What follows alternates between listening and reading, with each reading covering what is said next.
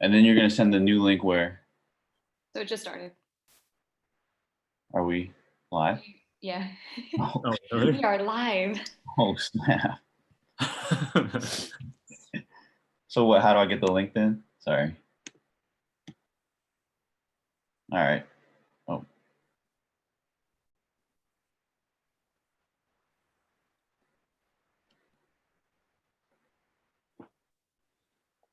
How do I? You got the link? Okay. Oh, wait, where is it? If you go to the top, you see that top left corner, it says live on YouTube. You click on that, and it'll be it says view.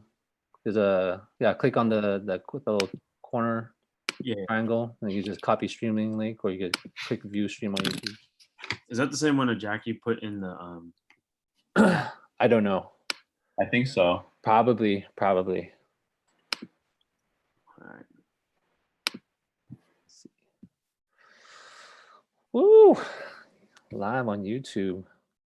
Let's do this. How do we see who's? Oh Well, my you god, can that's so weird. Let's keep an eye look on. Welcome to live chat. Remember to guard your privacy. Learn more. Oh, there's 4 people. There's 4 people watching it. It's probably just us though. 3 people watching. 5 now. Oh my goodness. So That's at least one new person. All right, I don't want to watch this.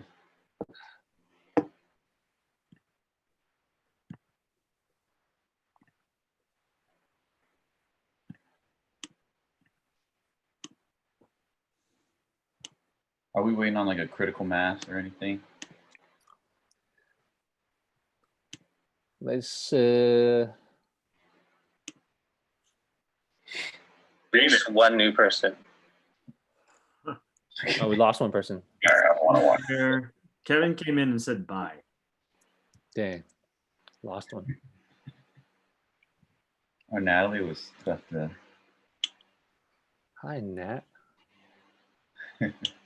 Are we waiting on like a critical mass or anything?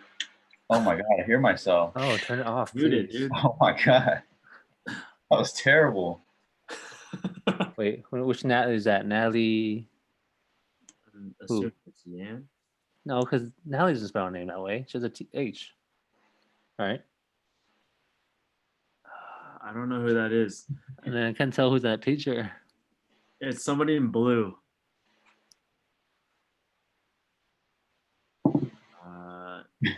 Who are you?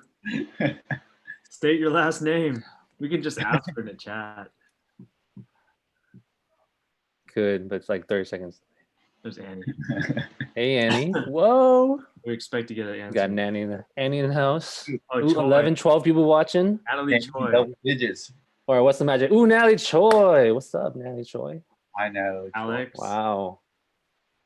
Alex. Hello. How do you see who's coming in? It's the chat. It's a live chat on the side. Oh, okay. You got you're like updating faster than me. Oh, Desmond. Good morning. Top of the morning to you. We got it, Natalie. It's Choi. Thank you. Welcome. With 3 Y's. 4 Y's. Your last name. All right, what's the magic number? We're at 13. I say 50.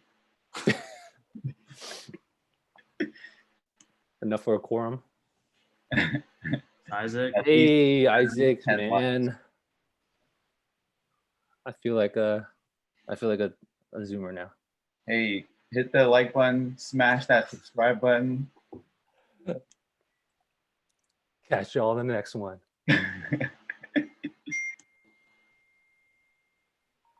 Oh, Isaac's here. Just doing roll call. I wonder if you can just see how many people, what people are, or who's in the chat. No, I don't think so. 17. Oh, 19. If you're If here, you're just- new, oh, I'll go on, yeah. chat. So we know who's here. All right, I'm gonna say 25.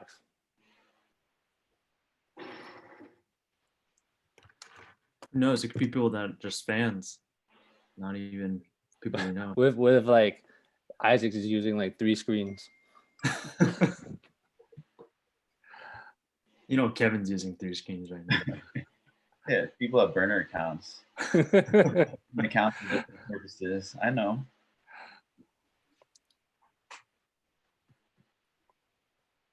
Oh snap! Oh hey Cyrus. Cyrus. Woo! What a pleasant surprise.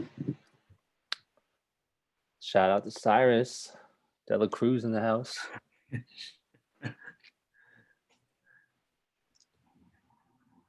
All right, we got 20. We're waiting for 5 more people. We're gonna start. Oh, Anthony wants to eat. down. Oh, we just lost 2. Dang. Oh, that's another one. Hey. You can stick fun and watch at the same time. Nah, be present with your family. Hey, 650 Francis. Oh, shoot, he's There he famous. is.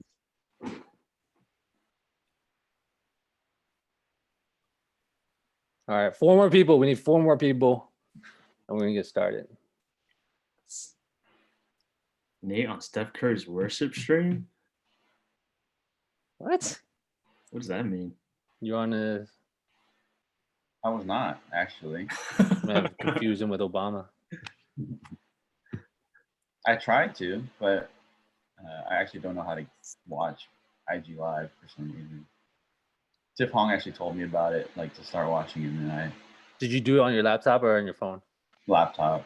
That's why I think I have trouble doing. I don't know if you can on the laptop. At least if you do, I don't know how.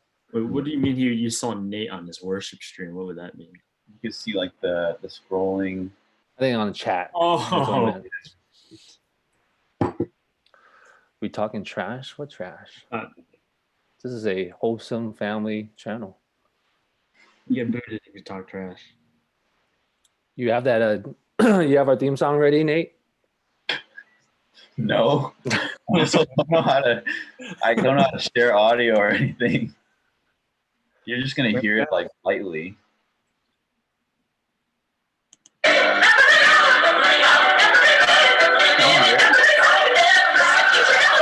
Turn it off.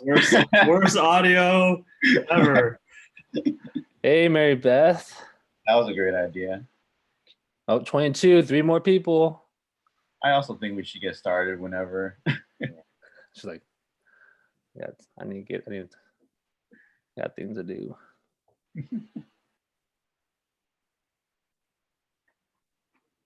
Oh, it's only 20-second delay. Not bad. Pretty good. All right. Tiffany says hi. Well, hi, Tiffany.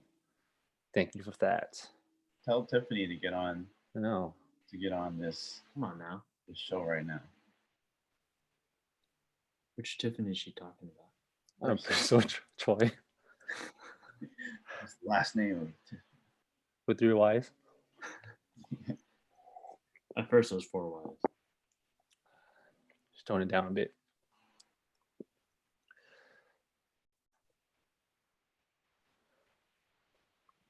All right, so what do you think? 21 people watching.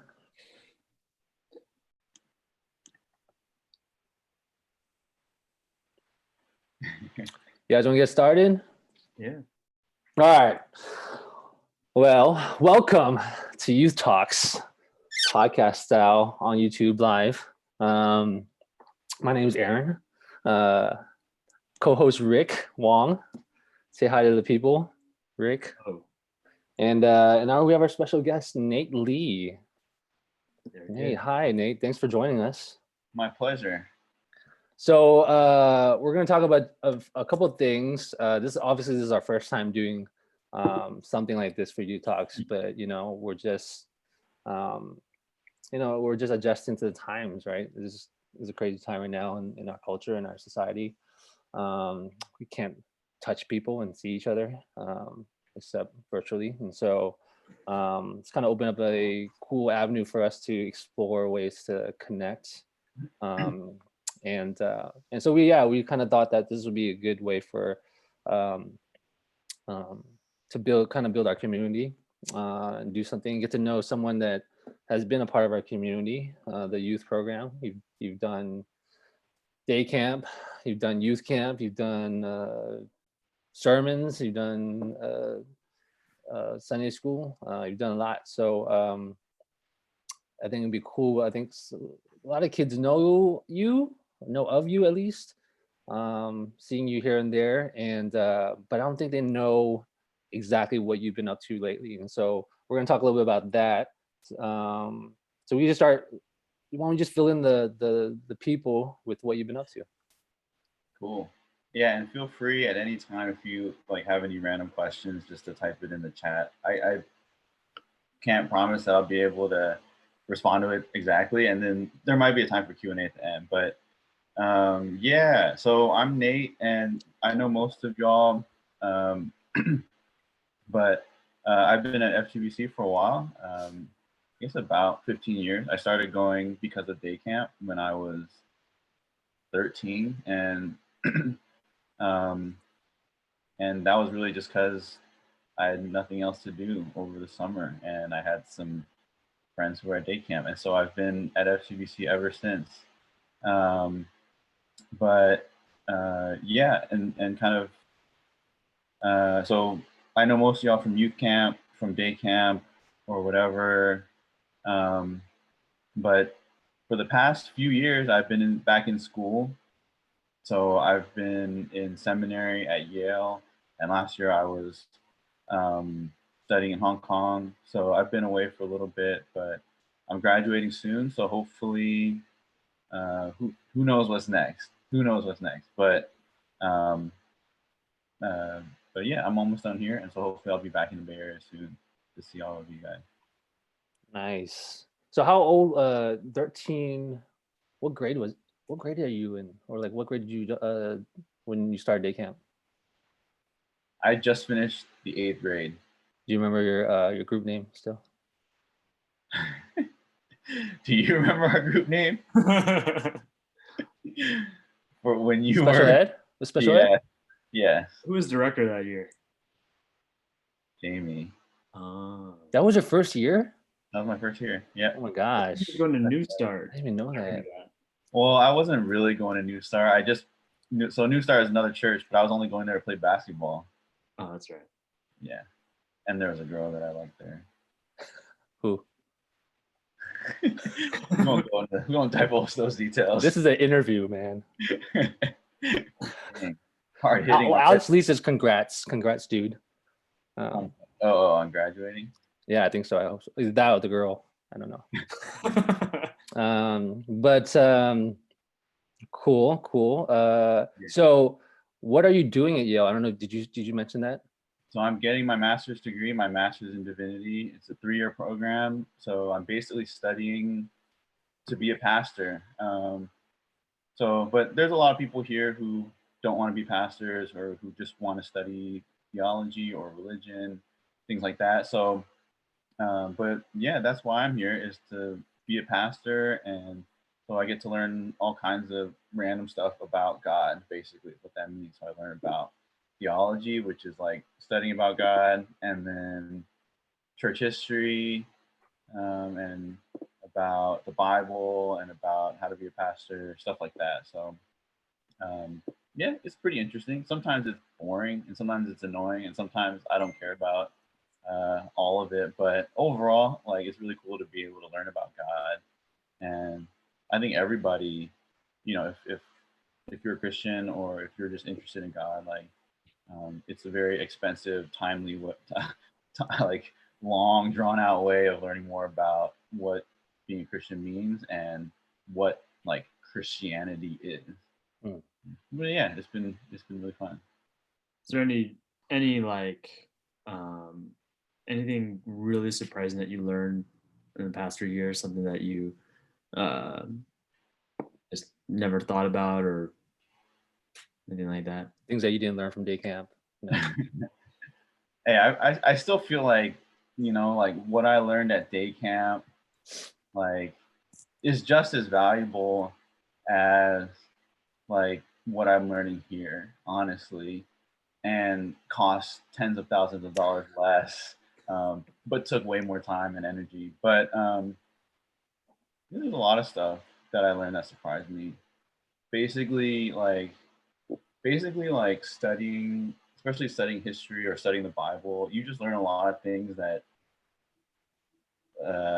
that they don't talk about in church. So it's not like anybody's trying to hide anything. It's just like it's just not really relevant all the time. But really, you learn about like how the Bible came together, who wrote it, what was going on at that time. Some people say like, oh, this is like this actually happened. Some people are like, this didn't actually happen. This was a real person. This wasn't a real person.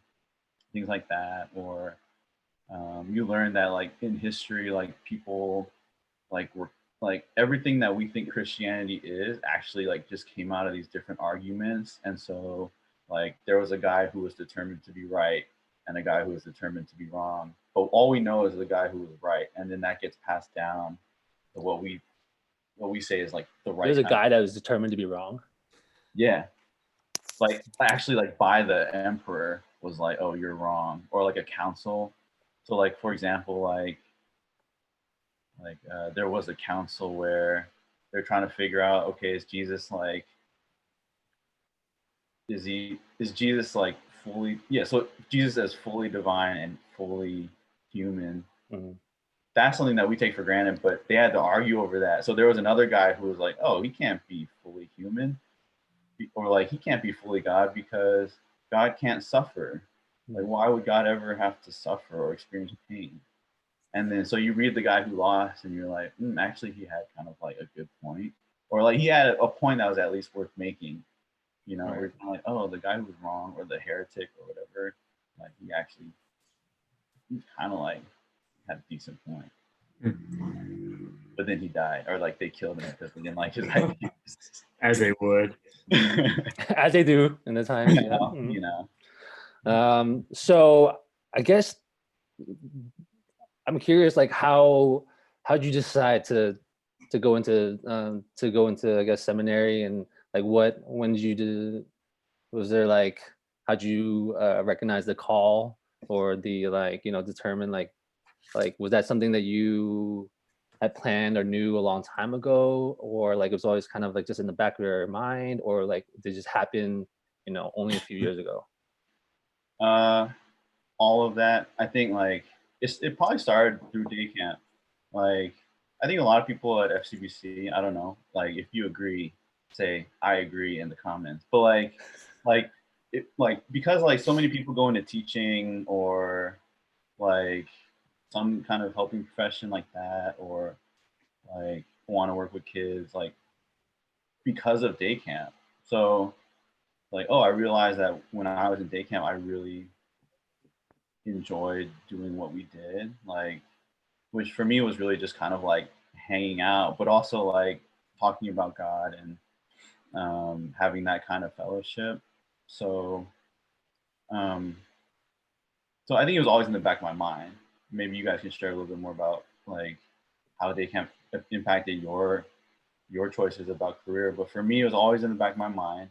And then I think the big thing that the switch from like, because I was doing social work first, the big switch was like, well, kind of realizing I wasn't very good at social work. And then also I was like, okay, so there was this woman when I was working in Chinatown. Her name was Kathy. Kathy was she was older, and she grew up in Chinatown, and she was really great with the people that we worked with. And I remember thinking like, oh, like Kathy has been preparing her whole life to be this job. Like she's so good. She grew up in Chinatown. Her Cantonese is great. Her Toisanwa is great.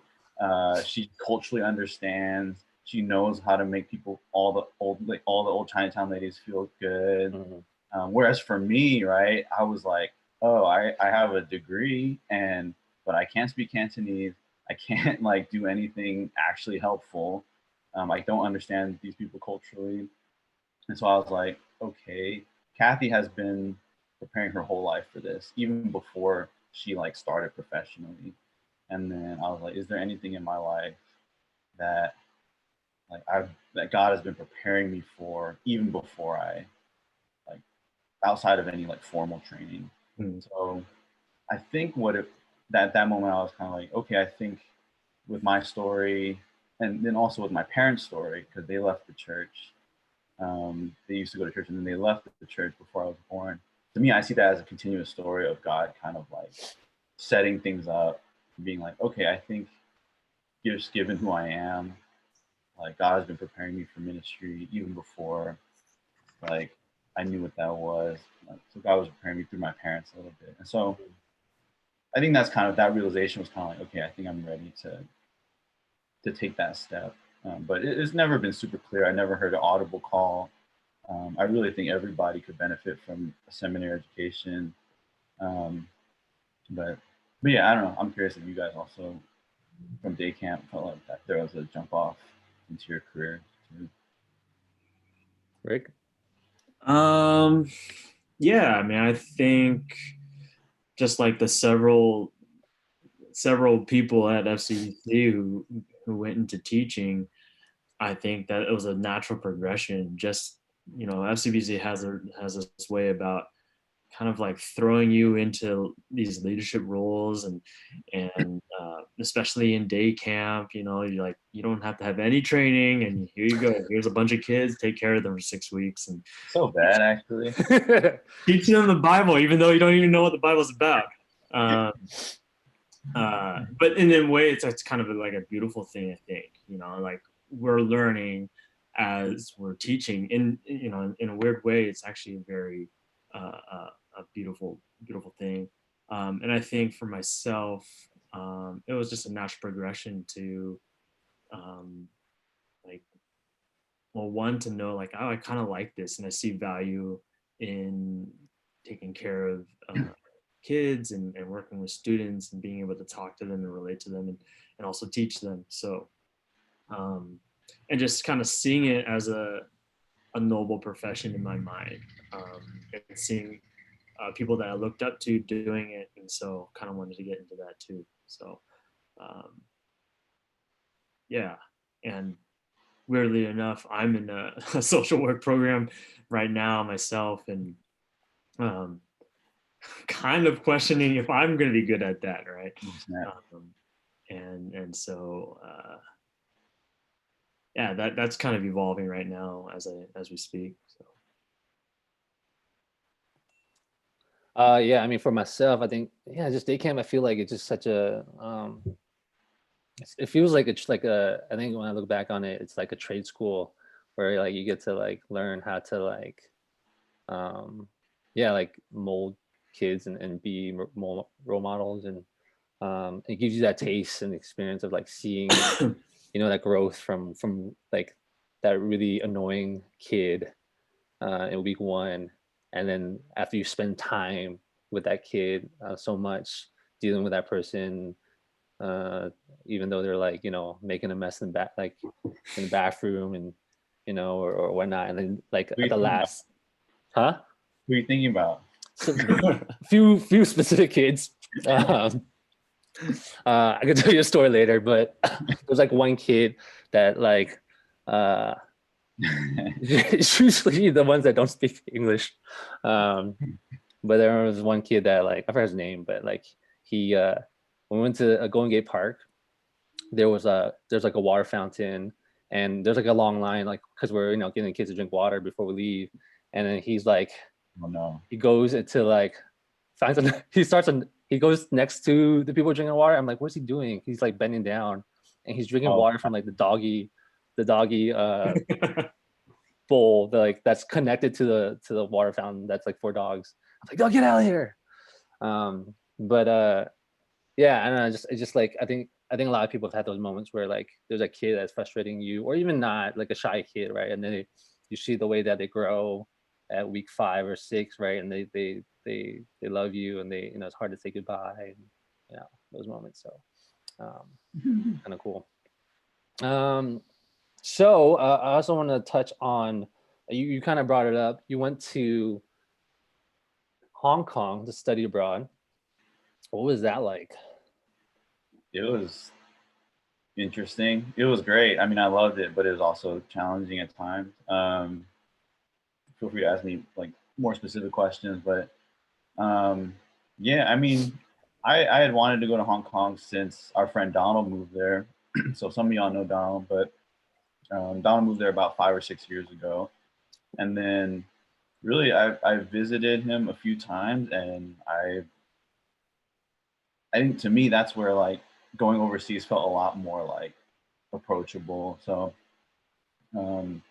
yeah, I for some reason, especially like maybe in 2015-ish, I was like, oh, I really want to go to Hong Kong. Like I really want to. Oh, this was, yeah, I think when I was doing social work, I was, and realizing how bad I was at it, and I was doing work in Chinatown and just realizing like I'm not good at this, and then being like, oh, I need to improve my Cantonese. I need to like just culturally kind of like reconnect. I really think I should go to Hong Kong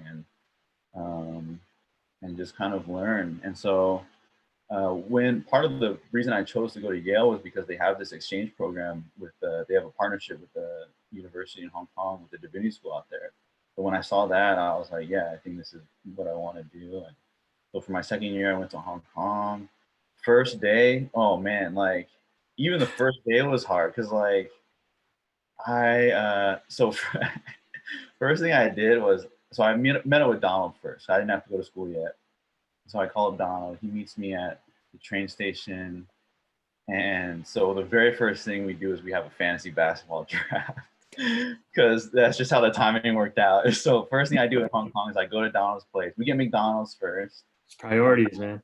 Yeah. So we get McDonald's. Nice. I'm like super tired right off the plane. We get McDonald's. We go to his apartment, and then we do have a fantasy basketball draft. In the middle of our fantasy basketball draft, Donald has to leave to go to work. And so I'm there by myself at his place, which I've done before, but I had to figure out without Donald how to navigate from his apartment to my school, which is about, it would have been about 45 minutes on the train, or I just take a taxi, right? So I think I ended up taking an Uber actually. So because I didn't know how to direct myself there, right? So I just put it in Chinese University of Hong Kong, right? Apparently, the Chinese University of Hong Kong is pretty big, and I didn't specify where to drop off. But first thing was that I left one of my bags at Donald's, in the lobby of Donald's apartment complex, and about 20. I didn't realize it until about 20 minutes into this Uber ride to school. So, oh shoot, I left one of my duffel bag at his place, and so I just remember being like, I'll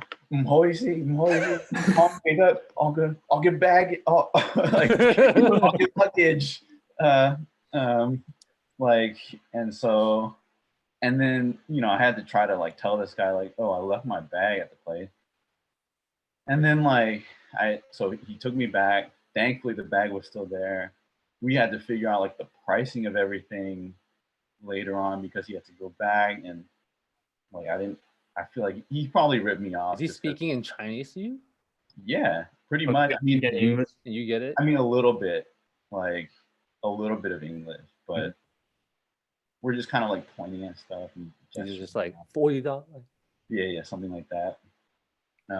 It ended up being like 200 or 300 Hong Kong, which is like $40. So yeah, eventually I get to the school, thank God, and then it's a miserably hot day, and then I'm sweating. I don't know where to go, and like so I like and like everywhere in Hong Kong you have these huge flights of stairs. I'm just like sweating. I'm wearing sweats.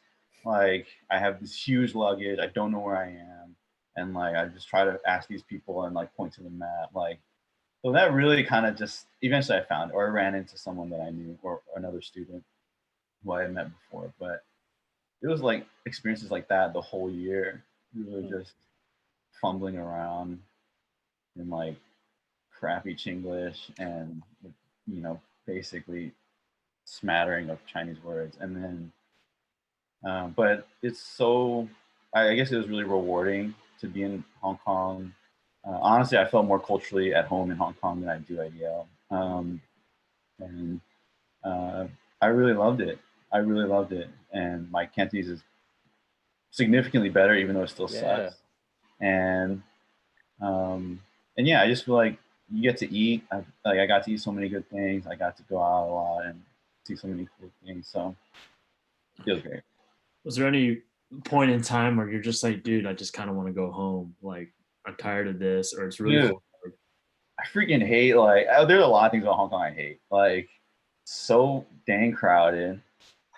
Like, nobody there's such a different walking etiquette. Like, gosh, people just like bumping you or like don't even they'll just stop walking in the middle. Like, and then you're just like, what the heck? They're like slow walkers everywhere. And then when it's hot, it's just so dang hot and humid. And like it'll just start raining. So I'll be like sweating, but it's also raining. And so and then I have to go buy groceries or whatever, and my feet are drenched, and then I'm just like sweating also. And then I get back to my room and I just turn on the AC and just take off all my clothes, and I'm just I freaking hate this place. And then there's cockroaches everywhere, dude. In my freaking room. That was the worst. And so yeah, there were moments where I'm just like, wow, this place sucks. Yeah, humid weather. Sometimes you don't even know if you're sweating or if you're getting wet by the rain that's hitting you. That's a pretty terrible feeling. I know that feeling. It's the worst. The pro though is your skin is so good because you're constantly, your pores are opening up, and I remember my skin feels so smooth. You never need lotion. Yeah. Yeah. Dry. Yeah, compared to Haven, where I'm just constantly my skin is just falling off. Lubriderm. Yeah. So what was is there any your favorite moments studying abroad or being in Hong Kong that sticks out when you look back on your time there? Yeah, there were some really fun moments, just hanging out with my classmates. Let me think. Oh yeah, so there were some really great moments with my classmates where we would kind of sneak up to the roof of our divinity school. And so the university that I was at in Hong Kong is basically in a big forest, or big rainforest essentially. So sometimes we would just sneak up to the roof and bring some food, bring some non-alcoholic drinks, and then just chill on the roof, and you kind of see the hillside and the lights of the buildings far away, and it's warm. I love a warm Hong Kong night after a terrible humid day. It's just really nice, and the frogs are out, just really relaxing. Those moments were really great for me.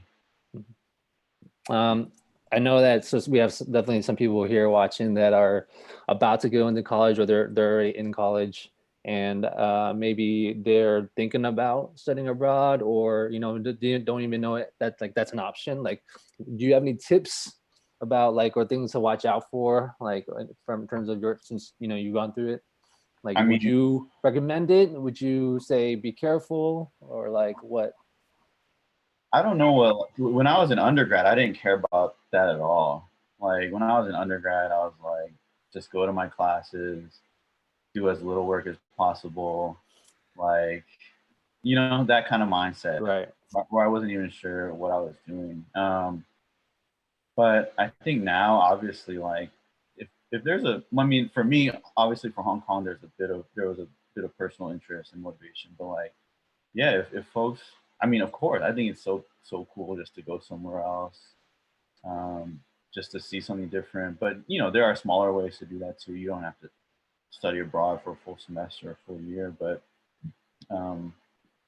yeah, definitely, I feel like being in Hong Kong really kind of changed my whole outlook on a lot of things, especially once the protests started, and that really kind of got me thinking about things that I just wouldn't be thinking about otherwise. Cool, thanks. Well, I'm gonna before we kind of move on to the next thing, there's one more thing I want to do with you, and it's kind of stolen from one of my favorite shows, Hot Ones, with Sean Evans, the show about hot wings and even hotter questions.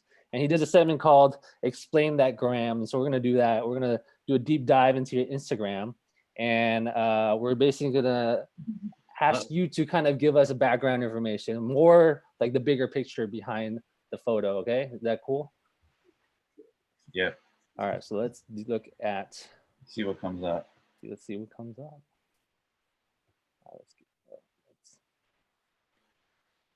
There we go. Boom. Can you see this? Ooh, all right. Let's start with. Actually, this is a really good one. I just want to go with this one. What's happening here? Oh, you left a comment there, Aaron. What? You left a comment on this one already. I did. Well, Nate also left a comment. I mean, that explains it right there. That's what heaven looks like. This is what heaven looks like, man. Where are you? That's no angel, though. Where are you?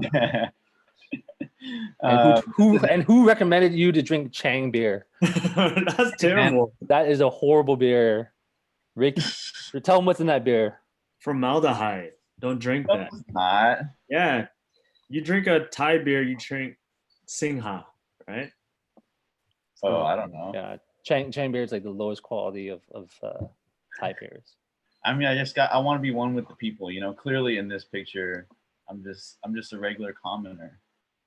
Do you remember where you were? Yeah, this is Bangkok, Thailand. So Oh, did you see he's in Thailand? yeah, I mean, this is a beautiful moment for me. So yeah, this is just like street side. So if you look there, I got some what do I got? Some like basil pork, some tung choi, you know, some cockles. Those are cockles. The little I was going clam to things. ask. Extremely hard to eat. Extremely hard to open. Did you get a toothpick? No, this doesn't work. Like you literally have to just like, you know, it's really difficult. I don't know if this was the best like street. It's just a place that we found and then we ate at. But I mean, Thai street food though, that's so good. So Bangkok also kind of like changed my life, you know. Really? Like I had never had Thai food like that. Like oh yeah, and it's the price. It's crazy. Like it's just like so spicy, so sour, and like and then yeah, if you have a beer and you're like right just outside chilling. You gotta lift up that shirt and then you can tell that's Thailand. You see that guy in the truck, the bed of the truck right there? That's quintessential Thailand right there. That's how you know. That's not in Hong Kong. No. Pickups like that. All right, let's go to the next one. There's this guy. Tell us about what's happening here. Who's this dude? Okay, this is Father Michael Flager. # woke white people. So Father Flager is a priest in Chicago, and so I didn't meet him, but I went to his church the year that I lived in Chicago in like 2013, and then he came and spoke at Yale my first year. So Michael Flager is like super cool. He has a huge Catholic church in the south side of Chicago, in a very violent area where there's a lot of gangs. He knows Chance the Rapper. So he was like, someone asked him like, "Oh, hey, how's Chance?" And then he's like, I'm worried about Chance. I'm worried. He hasn't been back for a while. Oh, wow. How before Chance like had his second album or you know, the most recent one. And anyway, so yeah, Michael Flager came and spoke. And then when I was in Chicago, I went to Michael Flager's church and we did a peace walk, a peace vigil around in his neighborhood. And I remember going to his cathedral or his service, and basically they read out this huge list of names of people from the neighborhood who had died that year, and it was a really, really powerful service. But he does a lot of anti-violence stuff, a lot of anti-gun stuff. The city basically hates him because he's kind of like a thorn in their side, but he's always kind of advocating for his neighborhood and for the South Side. So Michael Flager, look him up. I love this quote. That's his quote. Yep. Yep. People should be pissed off that you exist because you make them uncomfortable and dissatisfied with the status quo. So does he live in Southside Chicago? Yep. I mean, he's a priest, so I think he lives on the in the church. Yeah. It's awesome. Yep. All right. Well, we're gonna shift gears a little bit, and we're gonna kind of talk about kind of the elephant in the room, or outside the room, maybe in the room. Obviously, COVID-19 is the kind of like the reason why everyone is buying Jackbox and on Zoom all the time. So we're gonna kind of like segue into this by going to we're gonna do a game. So if you're joining us on YouTube Live, you can participate. This is the way you engage with us. You can go. We're gonna do a Kahoots game to test how well you know the situation with COVID-19 and coronavirus and all that. So if one of my producers can throw that up on the screen, you're gonna have just go on. It'll tell you the link in the room, and we're gonna kind of see just how well everyone knows the coronavirus. How well do you know Big Rona? Big Rona. See if it's on up. That's your nickname for it? Big Rona? Yeah. Corona. Big Is that an East Coast thing? I've never heard that ever. It's the thing that me and Big Rona have. Mm-hmm. All right, let's see if we're how we doing? What were we waiting on? Oh, is it up? Let's see. I don't think it's up yet. Kahoots. Kahoot, are you up? Oh, here we go. Sound off? So follow the instructions on the screen. Go to www.kahoot.it or use a Kahoot app if you have it, and use the code 9847183.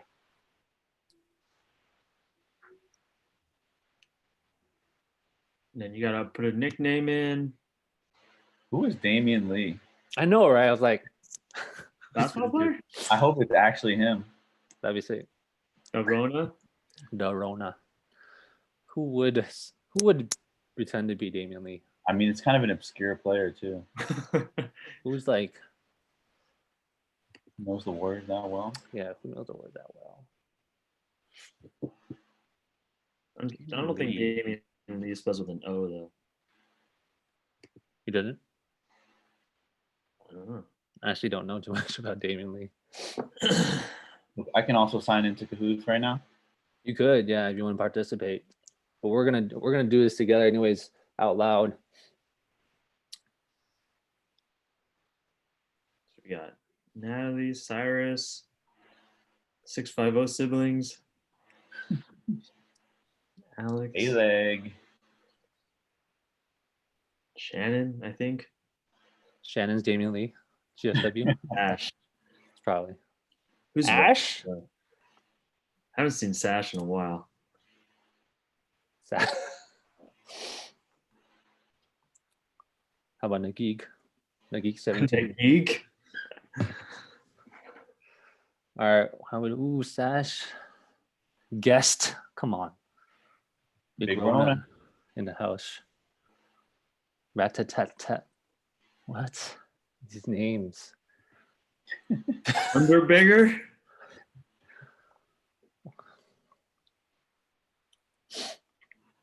Pizza chew these. That's inappropriate. With time limit. There's 30 people watching. Oh, what happened? Yeah, where's the screen? Does it start? Oh, we're back on. 15. I'm gonna say we're gonna give the group, the audience, maybe 10 more seconds to kind of jump back in, and then we can start. If you're watching this, go to kahoot.it, put in that game pin 9847183.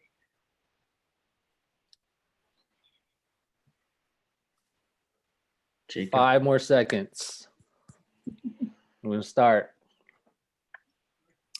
Let's see how well you all are versed in Big Rona. 3, 2, 1. Okay, let's go. Start. Ooh, Annie made it. Here we go. 3, 2, 1. First question. What's the difference between coronavirus and COVID-19? You guys know this answer? I do. Ooh, better. Yeah, we don't need the sound. Is it triangle? They're the same thing. One is the common name while the other is scientific. Or is that one is a virus while the other is a disease? Or does COVID-19 cause coronavirus? I thought it would be that COVID. Well, I'm not gonna say it. You can't give it away. The last one, Rick has coronavirus while Aaron has COVID-19. This very may well be true statistically. Do you know the answers, Nate? No, I don't. Well, you're about to. Hopefully we get this right. This will be pretty embarrassing of our I factor. feel like none of them are right. No, I don't know. How many questions are there on this? 5, I believe. 5 simple questions. It's a long time limit. Come on, people. 17. I think there's 18 people, so we can just cut it off. Boom. Ooh. What? 12 people. The don't think that's people right. say that Honestly, I feel like- one is the same thing, one is a common name. The right answer is that coronavirus is a virus. No. It's not a virus? No, COVID-19 is a coronavirus. It's a type of coronavirus, just like SARS was a coronavirus. So I think that's COVID-19 true. is I think that's type. true. I think I read somewhere that COVID-19 is a disease specifically. But it's all viral. It is all viral. I just thought it was a type of coronavirus. Coronavirus is kind of like a big umbrella term. It is a big umbrella. Yeah, MERS, SARS, that is all coronavirus. But I think COVID is the one that we're dealing with right now is specifically called COVID-19. Yeah. Okay. Cool. Let's move on to next. Ooh, point tally it up. You didn't get that Ooh, right. good job, Atom. Way to If you represent. didn't get that right, give yourself grace. You could chew these. All right, true or false. All right, that's pretty simple, guys. COVID-19 presents no major health risk to young adults and youth. Dang. You know this answer, Rick? Yeah, I know this. All right. So you get extra points for answering quicker? I think so, yeah. Oh, So what do you think it is, Rick? that's when we burned the rice, huh? Yeah, that's what. Look at these we young made adults and jokes. youth. We made joke out of the burnt rice and nobody ate it. So Are these people at risk? You the think? only person that wasn't there, so someone was sleeping, right? Yeah, one person was not feeling well. That was Caitlin Hollinsworth. That was a fun retreat. Big house. What do you think the answer is, Nate? Not think, that it may be right or wrong. So That 18th person needs to hurry up. I think the young adults and the youths can still die. can still die. Stay That's what around. this future pastor says. They can still die. We're all gonna die Someday. one day. All right. 18th person. 18th is. Click. I don't think we'll wait. We just go. Let's skip it. Skip this. Ooh, false. That's correct. COVID-19 presents no major health risks. That's false. We can all die. It's true. It's what they said. Yeah, Yes. Next one. Ooh, points. big Des. Whoa. Oh, Jameline. Hey Tom, what happened to you? All right, number 3. Oh, that's late, but that was also reference to the last question. Which one of the following is not a way to prevent the spread of COVID-19? Washing hands with soap, social distancing, staying hydrated, or staying at home? Ooh, what's this picture that's kind of, revealing itself? What is this? This is a good photo that we found.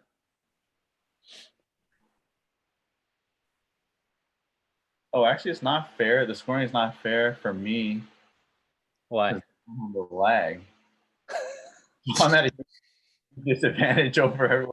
That's why I'm like, oh, why no one's answering? At first, I thought she was spitting out the wine. And that's like how Steph was drinking wine. With a straw? He had like a face mask on and he was drinking the wine through the mask. Steph? Yeah, on IG. In his own Alright. Good job, 15 y'all. You got the right answer. Staying There- hydrated does not do anything to prevent the spread of COVID-19. There was sorry. Staying there was home, a- however, does help prevent the spread of COVID-19. So if you wrote staying home, please stay home. Being hydrated is still important. But that is true. It's still very, very important. There was a theory out there saying like if you kept your throat like wet, like it would prevent it. Myth busted. Warm water. That is a myth. All right, next. Boom, boom, boom, boom. Dez on fire. 2, baby. He's on fire. Coming for you, Dad. Number 5. Oh, it's 5 and 7. Oh, because that's the photo. You should seek medical help for COVID-19 symptoms when you have which of the following combinations? Rick, do you know which one it is? Yes, I do. Night terrors, huh? That's why I'm gonna pull away. Pull away. You're not even. I'm playing. What's your name? Guessed. Oh, of course. I got that first question wrong because it was written funny. I'm gonna say when it hits 30 seconds, we can skip. Or when it hits 17 answers. Again. Who's this 14. actor again? Who's that actor? Are you serious? I forgot his name. I don't know who he is. Christopher Walken. He said that skit actually ruined his career How? because people just keep associating. No, they didn't take him seriously anymore. Yeah. Good job, 16 of you guys. It is fever, dry cough, and difficulty breathing. That is when you should seek mental health. I think if you have mild symptoms, if you cough or fever, you should still stay at home. But I think when you get really, really serious, you have it becomes like really difficulty to breathe. That's when they say you should definitely seek medical help. And yeah, is that it? Are we done? Who wins? Oh, there's 2 more. Oh no, there's like I think one. Oh, What? Des, they're coming up for you. Oh dang, guest. Ooh, Dang. Sash coming out. I don't like guests. COVID-19 cannot be transmitted through mosquito bites. Ooh. I haven't thought this one through. Do you know this one, Rick? pretty sure. Yeah, don't talk about this much though. Yeah, actually, I don't know this one. Ooh. Question: Does Des know this one? Can you retain the lead? All I know is I'm the first one to click it. A lot of people hesitating. 7 answers, 8 answers.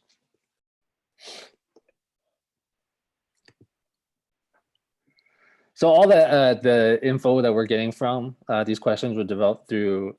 Whoa, This one's that's close. 11. Ooh, not so sure is it cannot be transmitted through mosquito bites. Not that we know of. Is according to the CDC.gov website. There was a myth that like people are freaking out because if there's mosquitoes around, like, oh, you can transmit stuff. But from what we know, you cannot. You cannot.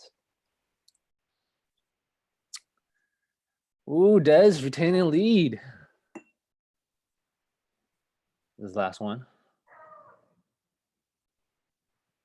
Yeah, COVID-19 is a respiratory virus that spreads primarily through droplets generated when an infected person coughs or sneezes, or through drops in saliva or discharge through the nose. And next, I think this is the last one. Don't be Googling the answers, We'll definitely lose points. I'm some trouble clicking the next button. Is that it? We done? Are we done, skis? It looks like it. Maybe we're done. All right, cool. Well, I just want to take some time here to kind of go over, just talk about, a little bit more of like the coronavirus or COVID-19 specifically, and just like some of your the reaction that you or the like your experiences with it, especially over the East Coast. How's it been for you, Nate, dealing with this craziness? I mean, I'm safe. I'm healthy. I'm grateful for that. But yeah, it's pretty crazy out here. I know it's crazy back in the city too, but and in New York, I mean, New York's pretty much right like the epicenter out here. So I think it's going pretty exponential. And then a lot of the overflow from New York, because a lot of people in Connecticut because they border each other. A lot of people live in Connecticut because they want like to be somewhere quieter Right. to New York. So I don't know if it's true. I heard we had a jump from like 100 cases to like 600 cases the other day in Connecticut. So, it's kind of coming in, and I heard like a few of my classmates got it. I don't know who. And then my roommate also has been coughing a lot, but I don't think he has it, but it's been a point of tension. He's also out. He's out there. So I've been pretty anxious, but I'm doing okay. And so I've just been like washing the heck out of my hands.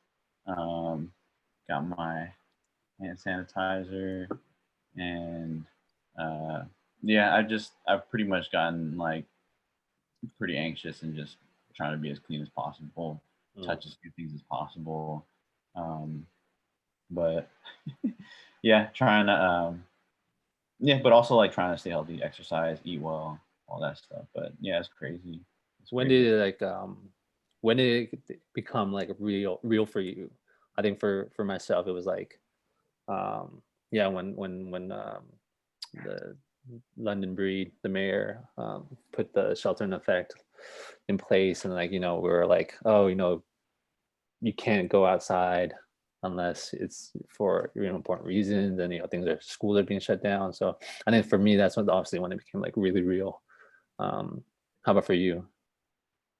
I mean, when the NBA shut their thing down, that was pretty crazy. Like it all happened so quick, because then like Sunday, like the 8th or the 9th or whatever, like I was at church out here, and then we usually pass the peace by like shaking people's hands, but we were like, okay, we're not going to pass the peace that way today. But still, after service, you see people hugging and shaking hands, and then like that following Tuesday or something, the NBA canceled their stuff, and then you found out Rudy Gobert has Corona, and then you're like, oh shoot, this is crazy. And then my roommate started coughing a lot. I'm like, it's serious coughing. And I was like, okay, I'm gonna monitor this. I'm still going, to play 2K right in front of me. But like after a while, I was like actually that sounds pretty bad. And reading more about it, and I just get a little worried. So yeah, like little by little, it just like I got really. I was like, dang, I'm actually pretty worried about this. But yeah, it was with the NBA was a big market for me. How about you, Rick? When did it become real for you? When they basically told us not to come back to school. What was that? 2 weeks ago. Yeah, just on Friday. Well, one, we have like this partnership at school with Genentech, and they come and they help our kids. And then they're basically that week they were like, we're not sending any more volunteers over. Like, and that was a really big thing. Like that's like a big shock, because we've had this partnership for a really long time.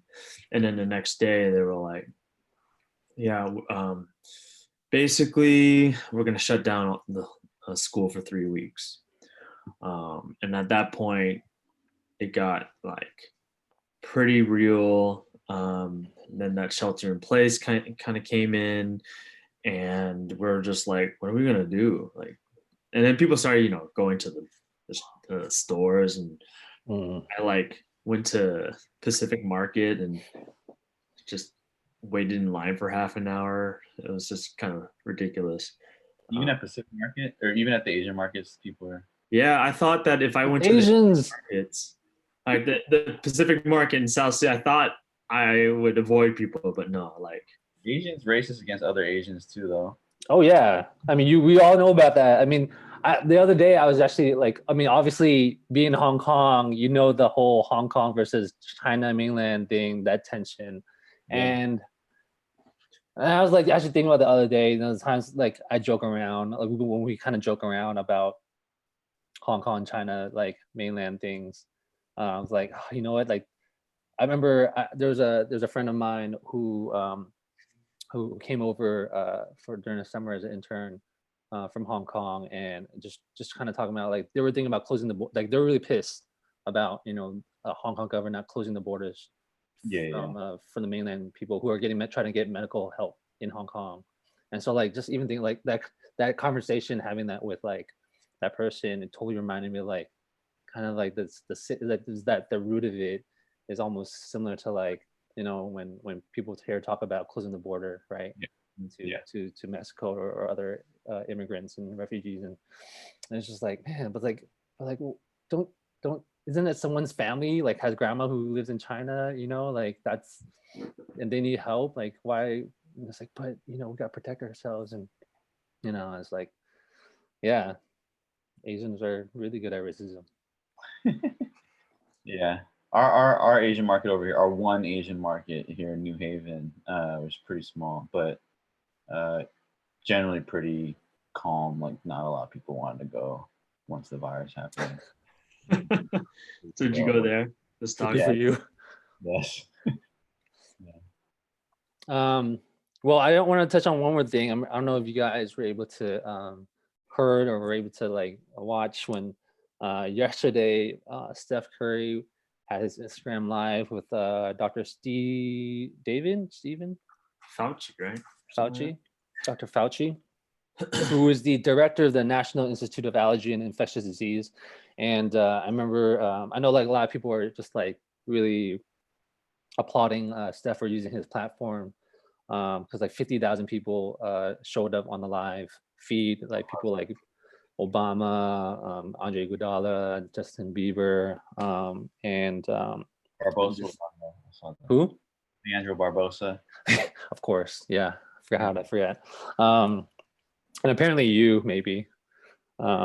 Oh no, that was a worship day. But that was really cool. I thought that was amazing for Steph to use his platform to like really, I guess, spread the right information. And I wanted to just kind of like touch on some of the big takeaways I got from that interview.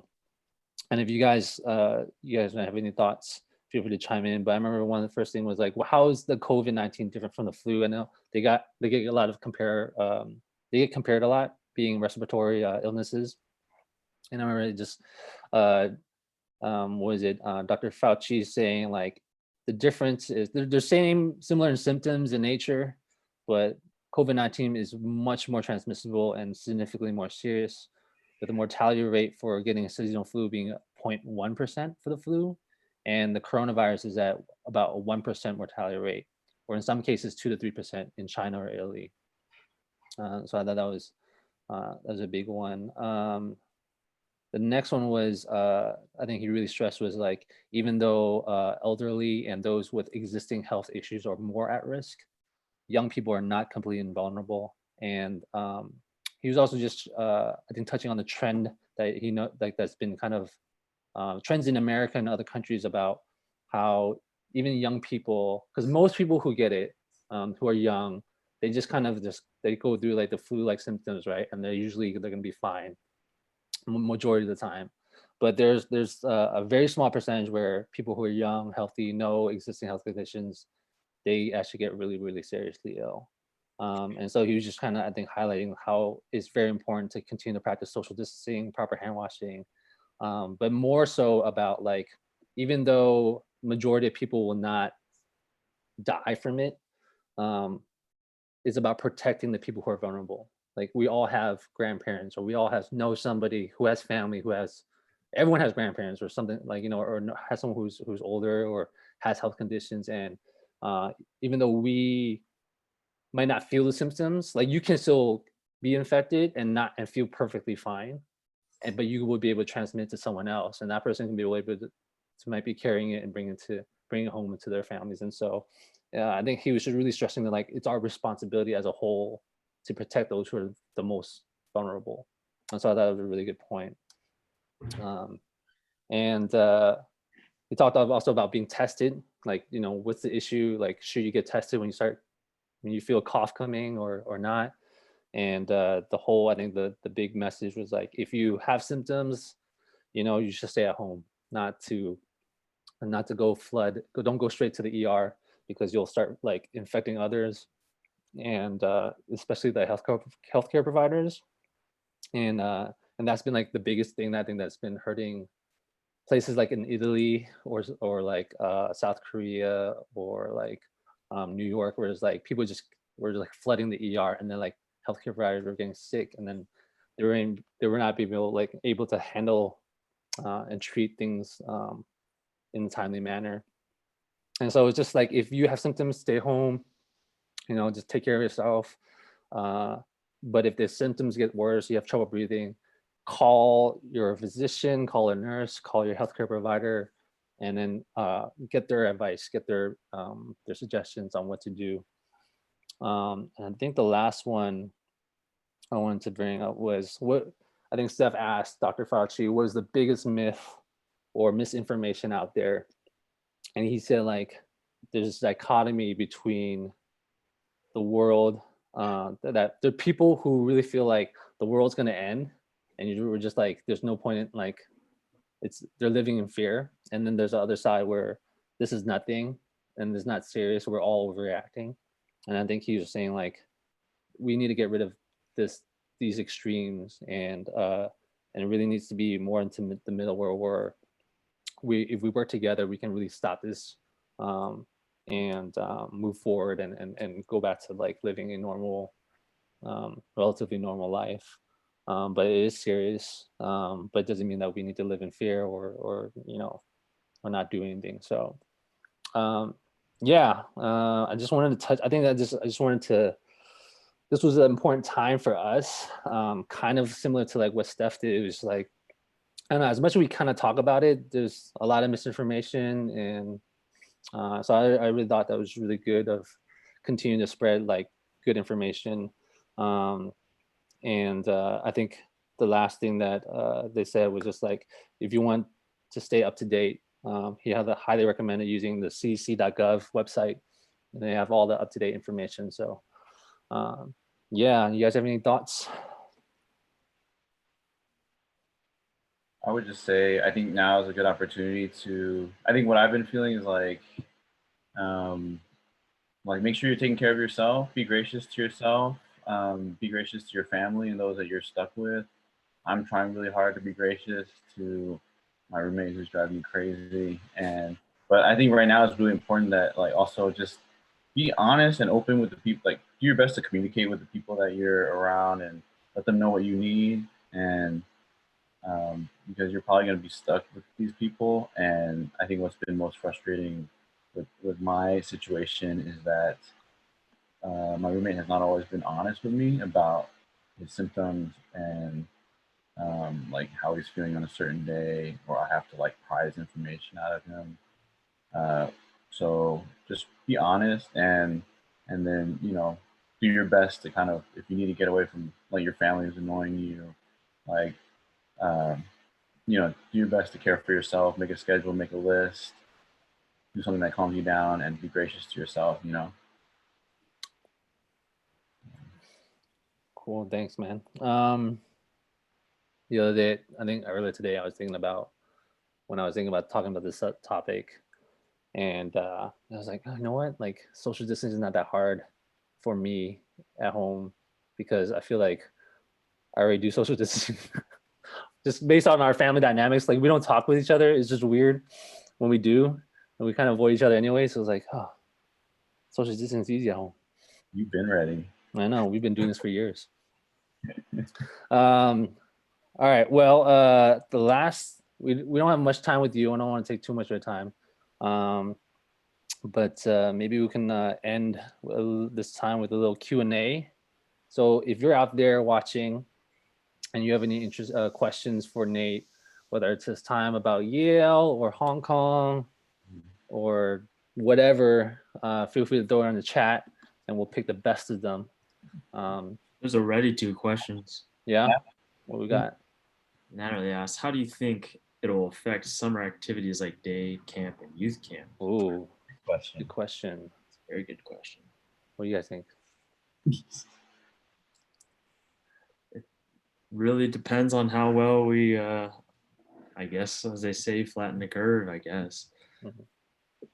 Yeah, I think it's, and I know the people who are in charge, they're talking it out, they're planning, and they're trying to do their best, and the the short answer is that we just don't know, but I think everyone's going to do their best to make sure that hopefully these things will happen.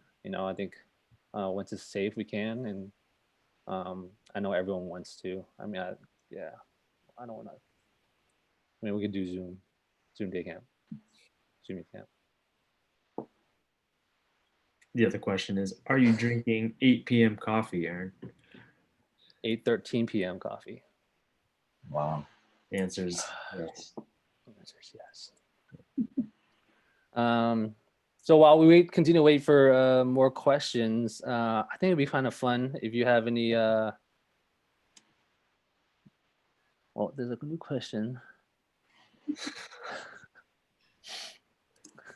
650 Francis says, Nate, have you made a decision on which NBA team to sign with? We want the information before Woj drops it. Well, actually, so recently I started my career on NBA 2K19. And so COVID has been good to give me some time for that. Although I haven't been playing recently because my roommate is over there. But I started. I made it through the China League, and then I made it through the D League or the G League, and now I got signed. I'm currently the sixth man with the LA Lakers. Lakers. That's just who they. That's just how my career mode went. So I'll try to force a trade when I'm good enough. But right now, what's your rating? What's your player rating? 67. I'm a 3-point specialist. Nice. And I'm 6'6" point guard. While we wait for some more questions to come up, what are your favorite? And this is for both of you guys or all of us. Which one of your favorite moments? Either they're happy, sad, or embarrassing moments from day camp or youth camp as a camper. So a lot of the people here have ties to that. What comes to mind? Hopefully things that, especially as we talk about, whether how this impacts youth camp, day camp, and hopefully, we don't miss out on this and people don't miss out on this, is like, what are the things that, how has it impacted you, or what do you remember from it?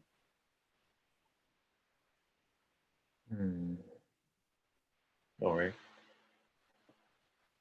Oh, I got to think about this. So as a camper, Now you go staff too, or not at the camper. But I think it'd be kind of fun to, if you have a camper one.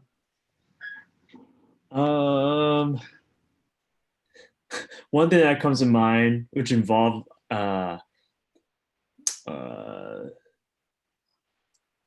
guest speaker at youth camp before. It was just a time when remember our guest speaker Ryan. Yeah. So me and Ryan and another guy, some of you know him, Avery. We like stayed up all night and basically like talked about every single. I know it sounds weird, but it's talked about every single girl and whether or not they were like, attractive or whatnot. It's pretty lame. But if you know Ryan, it's just something that you wouldn't think you would do. But that was one thing that came to mind right off the bat. But I also do remember sneaking out. And, where did you go? We went to the pool. Like in the pool? Someone jumped into a pool. Wow. At night, yeah. And the walk back just like soaking wet in the middle of the night? Yeah, pretty much. I don't know who would do that. How about you, Nate? As a camper or as a... Sure. Either or. On staff, we had some fun nights where we went on rapid flow. I feel like staff's easier. I don't know why. You said what? I feel like thinking of funny staff and counselor moments are easier. Maybe just more salient. Because you're older. I think Yeah. I Not was as far way more away. crazy things as a staff member than I did as a camper, which is kind of Really? Oh, no, for definitely. sure. Above the law as staff. Like Andy took his truck out, and then basically we did drive-by shootings with water guns. And then he ran over one of our water guns. No, so one year, me, Donald, and Randy all coordinated to, and then we brought a George Foreman grill into the cabin, which was one of my favorite moments. So What's the George Foreman grill for those who are not old enough to know what the George Foreman grill is? Rick was my counselor, and then it's just a grill, and it cuts the fat so it's healthy, and we just wanted to grill meat inside the cabin at night. I mean, who wouldn't want to do that? So It's like a laptop looking grill, right? Closes, super small, not a giant grill. yeah. And so, yeah, just one free time we were doing that, grilling meat. Randy's mom marinated some steak for us. And I walked in, I was like, "Ooh, it smells like steak," and they're like, "Hey, you want some?" I'm like, "Yeah." Took a piece, walked back out. yeah, great counselor, Rick. No, that's what. Guess who got in trouble? So the only reason we got told on, oh yeah, because there was a girl who came to the cabin because we're inviting folks over to have a barbecue basically, and so there was a girl who came over, and then she walked in on Donald taking a dump apparently, and then we were telling the story later, like, oh, I walked in on Donald taking a dump, and then someone was around basically like, what? Why were you in the guy's cabin? And then that led to, oh, there's a grill in the cabin. And then it was like, why is there a grill in the cabin? And then who's counselor this? And then Rick got chewed out, and then me, Don, and Randy were totally scot-free. I got chewed out. Jackie got chewed out too because Jackie was Randy's counselor. Jackie Ma. Jackie Ma. That's funny. Ouch. Yeah. And then the next year on the what do you call it? Brochure. On the do not bring list. Contraband list. Do not bring. Do not bring it. Actually, grill. it was on there for like several years. It kept saying no grills. I think the following year, No phones, no technology, no drugs. No George Foreman No grill. George Foreman grills. on the next year, Randy brought a pot and like a burner to boil water so we can have ramen, right? And we're like talking about it, like the during the first day of camp when everybody comes in, and we're like, yeah, let's every night we'll have some ramen. Chris overhears our conversation. She's like, "What do you guys have?" And Randy's like, No, Randy had a freaking like a big old cooler, like the big cooler of like. I remember and him then bringing those. Chris was like, maybe you should have your mom take it home or something like that. So, It's like, so sad. yeah, it would have been so great. Not by Chris, so it's not a fun moment. Sorry, Chris, if you're watching. You helped us become men. In silly ways. Let's see. Is there any good questions? Best youth camp staff prank. Do we have any best youth camp staff prank? Do we do staff pranks? Well, I mean, when we what? brought all the water guns and the water balloons. Yeah. When we knew that kids would like go out on the last night, we decided to who's it? Matt? Who did it? Matt was Matt Chin, I think. Oh, he had some good ones. So he brought all these like water guns, water balloons, and we're just gonna nail the kids when they go out. They're gonna get soaking wet, and so we'll keep them inside that way. Yeah. I remember but then it escalated because then like the next year, because they knew about it, they talked about it the next day, and then the kids start talking. They're like, "Oh, we're gonna get ready." And the next year, they brought their own water balloons, and they were firing back. And then that became like, we need to stop because it's gonna get out of hand. It got so bad. We could hear them plotting in the shepherd bathroom. And so we just wait outside with with like buckets of water. They opened a door, we would drench them, and we got so bad it leaked to the bottom of retreat right. Like the person sleeping on the top bunk in retreat right got wet from all the water going down into the cabin. It was so good. You ever hear that Matt and John did like stink bombs, right? Matt and me, we threw stink. Oh, I remember that.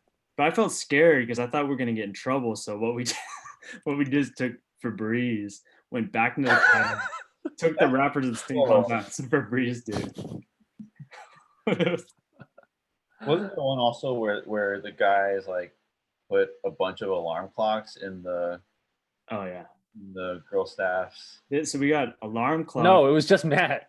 No. So we got alarm clocks from IKEA as staff gifts, and we got them before camp started.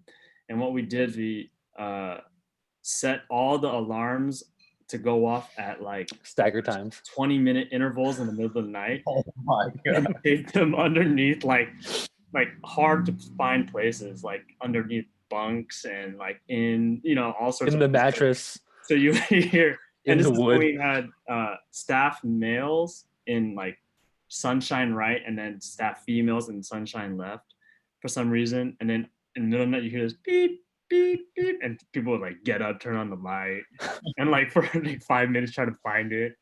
They go back to sleep. 20 minutes later, beep, beep, beep. People are like cursing and like That's hilarious. that was so great. Oh man. All right. Well, Any questions?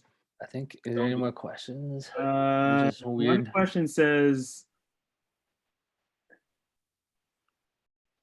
what? What's your least favorite youth camp cabin? I mean, I guess What in each of your opinions is the best boba drink flavor? That's a pretty good one. Flavor or place? Flavor from 650 Francis. I'm just like I'm classic. Like if you can make a really good classic, I think that's always the first thing when people recommend a new boba place. Like if you could nail a milk tea, just original Hong Kong style milk tea, boba, that's I'll come back. Have you ever had the mango sago from IT or the one on Irving or whatever? Yeah. Dude, that one's good. It's good. Yeah. That's not boba though, but that's straight dessert. Yeah, Mango slush. There's this place in Cupertino called TPT. Their milk tea is really good. That's one of my favorite bobas. Does it stand for something? TPT? I don't know. I guess that's, oh man, it's been a while since I had boba. Let's see what else. They don't have boba in New Haven, really. None at all? They have VV bubble tea, which is pretty trash. All powder. It's basically worse than Quickly, I think. All right, well, I Kevin think, asks, I don't know if I've seen any, you seen any more questions now? Kevin asks, are you ever nervous when entering mainland China? The answer is yes. I have been nervous entering mainland China. Oh, Annie asked, "What's my favorite food? What's our favorite food in Hong Kong?" Ooh, that's a good question, Annie. So we've all three of us have been to Hong Kong. What's your go-to recommendation if one of these people go to Hong Kong or goes back? Do I yao ting or am I poor?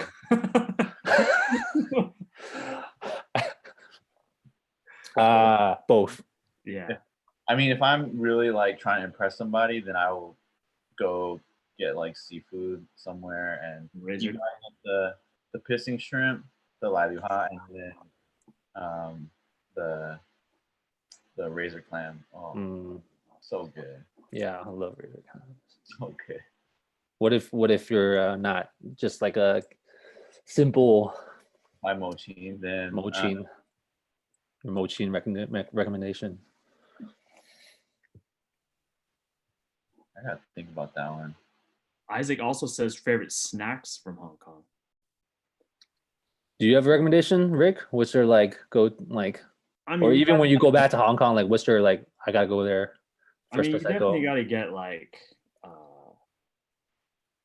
lai cha, right? With like the bolo ya. So Yeah, it's that's like mine. without a stick of butter in it. I mean, that's just I actually can't do. I can't handle the Laita.